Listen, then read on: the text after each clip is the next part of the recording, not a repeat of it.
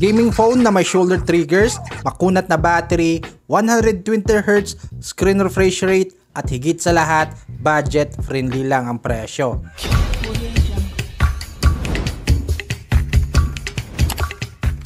This is the Nobia Neo 2 5G.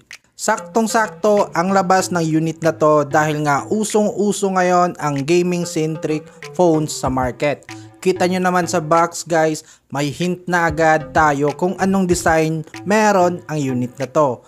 For your information guys, ang Nobia Neo 2 5G ay gawang ZTE. Pagka-open ng box, bubungad sa atin itong paper box na to na may laman ng SIM injector pin, warranty card, user's guide at good news, may case na inclusion.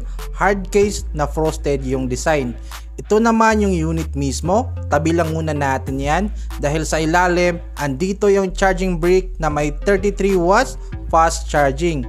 USB-C naman ang kanyang port na may design na paganto para malakas yung grip kapag hahatakin mo na. Andito rin yung USB-C to USB-C cable at ito naman yung unit. Look at that! Kaya pala built for gamers ang tagline ng unit na to dahil design pa lang sa kanyang likod is gamer na yung datingan. Mecha design, sa unang tingin para siyang half face ng isang Transformers o ng robot. Grabe yung details. Ito nga pala yung yellow color variant. Sa pagkakaalam ko may gray at silver na color variant. Glossy yung finish niya sa likod kaya for sure didikit yung mga fingerprint smudges. Kaya naman pala may kasamang case na transparent na frosted yung design para kahit papano pag nilagay yung case kita mo pa rin yung design sa likod.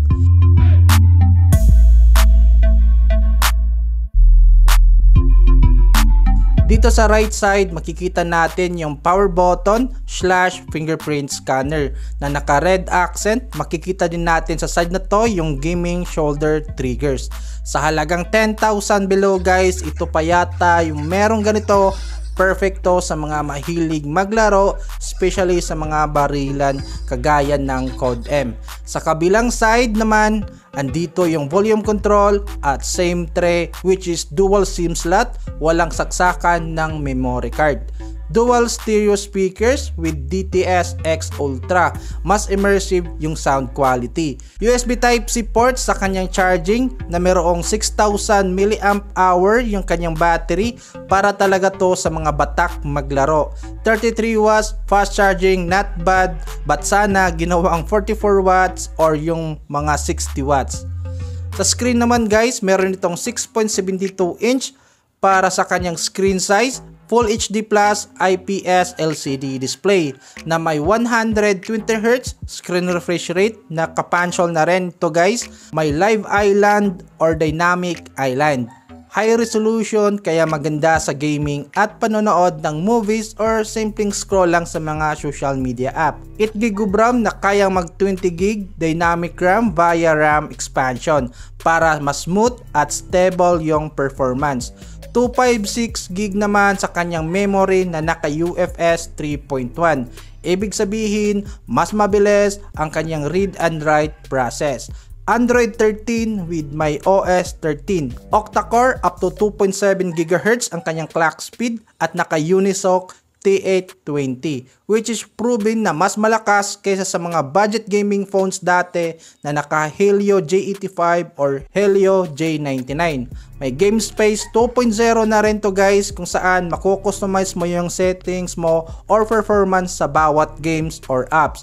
Gagawa pa tayo ng separate video para sa game test ng unit na to. Sa kanyang camera naman ay meron itong 50 megapixels main camera at 2MP naman para sa secondary cam. 16 megapixels para sa kanyang front camera. Both rear cam and front cam can shoot 1080p at 30 frames per second. Meron din itong mga camera features katulad ng portrait mode, night mode, time-lapse, etc. Ipapakita ko sa inyo guys ang mga sample shots.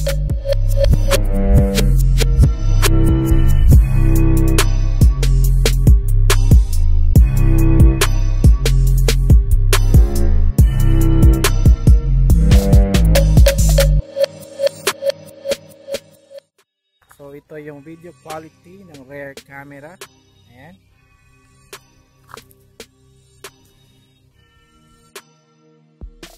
guys, ito yung video quality ng front camera.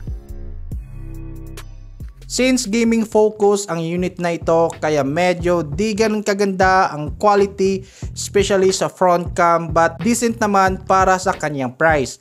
At ayun guys, ito yung quick unboxing sa specs ng Nubia Neo 2 5G. Para sa akin, sa presyo niya, sulit na to dahil mas bago yung kanyang chipset. Nakakasawa na lang kasi lagi kapag Android phone na budget phone is Helio G85 or G99 yung chipset. Meron pang 6,000 mAh battery at gaming shoulder triggers, 120Hz which is kadalasan nakikita lang natin sa mga flagship phones. Kaya guys, anong comment nyo sa unit na to? Just leave your thoughts sa comment section at syempre huwag kalimutan mag-subscribe para sa susunod nating content. Let's go!